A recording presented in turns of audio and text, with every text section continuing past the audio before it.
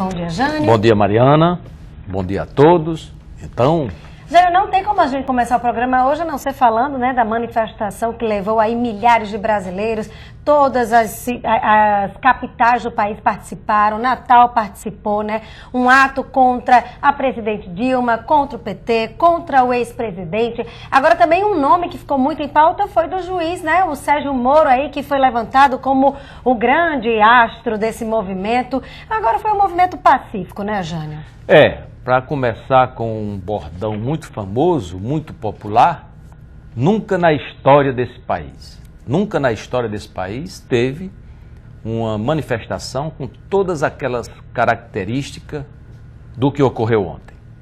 Eu acredito, inclusive, que teve muito assim daquele inconsciente coletivo do brasileiro reprimido, que às vezes se manifesta com uma intensidade, com uma originalidade muito mais intensamente, como ontem, por exemplo, no uso das cores do futebol, especialmente da seleção brasileira, muitas camisas que foram compradas para a Copa, para comemorar a Copa aí, não é? Ontem estavam saindo do armário, e também essa carnavalização. O Brasil tem esse carnaval agora, inclusive com o resgate do carnaval de ruas, né? A gente percebeu em determinados momentos que não fazia muita diferença daquele carnaval de há poucas semanas nas ruas do Brasil e da manifestação de ontem. E principalmente a alegria, sem aquela raiva, sem aquela agressão, aquelas expressões mais fortes, ou até atos que caracterizaram há pouco mais de 2 anos algumas manifestações.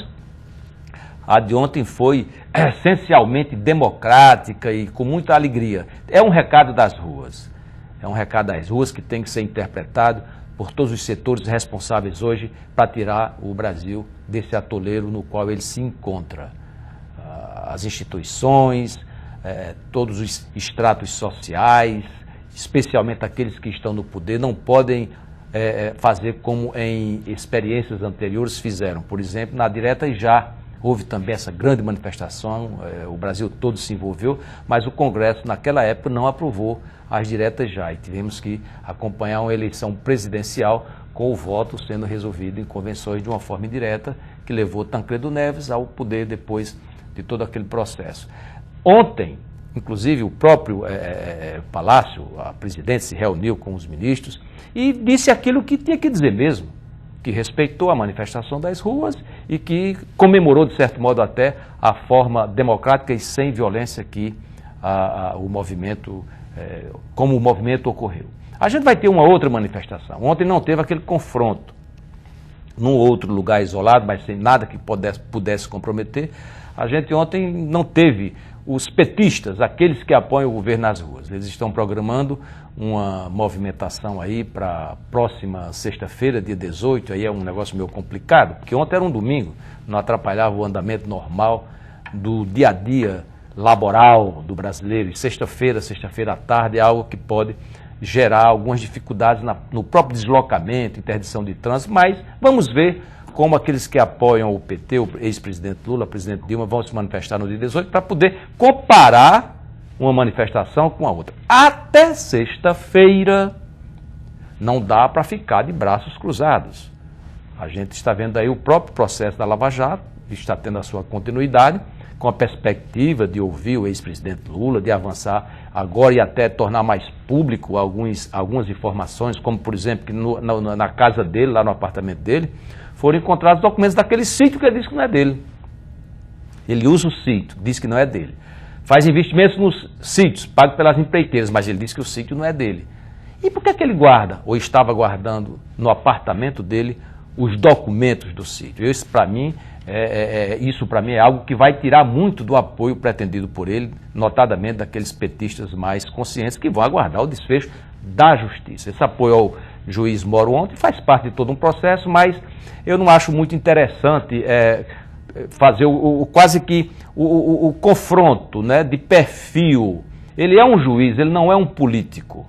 A saída que está se encontrando através do impeachment, que foi pedida ontem pela população, é uma saída do impeachment política. Os políticos lá, o Congresso é que tem que fazer o impeachment. E no aspecto jurídico, não é com Moro nenhum problema para tirar a Dilma. Ele está no processo que está investigando o Lula. Juridicamente, em termos de justiça, quem pode tirar a presidente com a cassação da chapa que concorreu, ela e Temer, até o final desse ano, é o TSE. Se o TSE decidir que há provas que justifiquem a cassação, ela será cassada juntamente com o Temer e convocada uma nova eleição. Se até o final do ano isso não vier a ocorrer, nem tiver o impeachment, passar para o próximo ano a decisão do TSE, aí vai ter uma eleição indireta. Quer dizer, são desfechos que a gente não pode deixar de continuar com essa preocupação. Se Dilma sair daquela cadeira, alguém vai ter que sentar.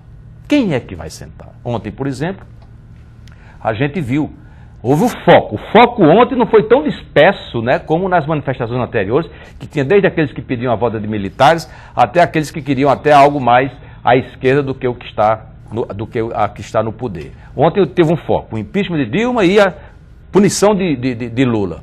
Mas para que se chegue a esses desfechos, a gente vê várias alternativas. E essas alternativas não podem ser a toque de caixa. A toque de caixa e rapidamente, a curto prazo, tem que encontrar alternativa para tirar o Brasil dessa crise. Esse talvez seja o maior problema da presidente. Tirar o Brasil da crise na qual o país se encontra, que da forma como está ocorrendo, inclusive sem o apoio do próprio PT, a presidente vai ter muita dificuldade de continuar naquela cadeira.